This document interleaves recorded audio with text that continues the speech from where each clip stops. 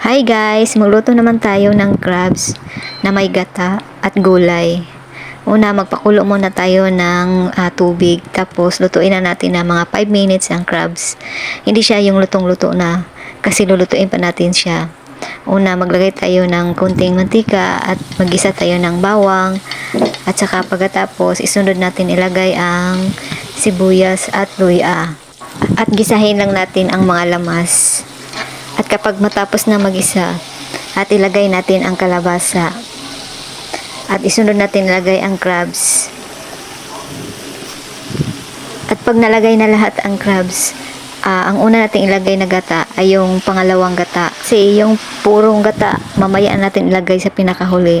At pagkatapos, takpan muna natin palutuin ang crabs. At pag kumulo na, ay maglagay tayo ng pantimpla. Patis yung nilagay ko at naglagay din ako ng paminta powder. At pagkatapos, ilagay na rin ang sitaw at ang talong. At maglagay din ng seasoning. Ang ginilagay ko ay magic sarap.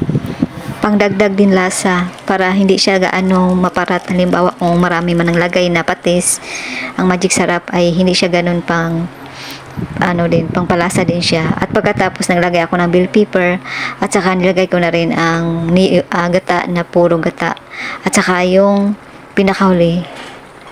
At saka yung pinakahuli ang nilagay ko ay yung pichay kasi madali lang siyang maluto. At pagkatapos, pakuluan lang at pag maluto na ang gulay ay pwede na hanguin.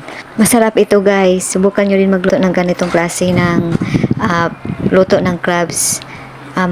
Maparami talaga kayo ng kain sa kanin. Napakasarap talaga nito.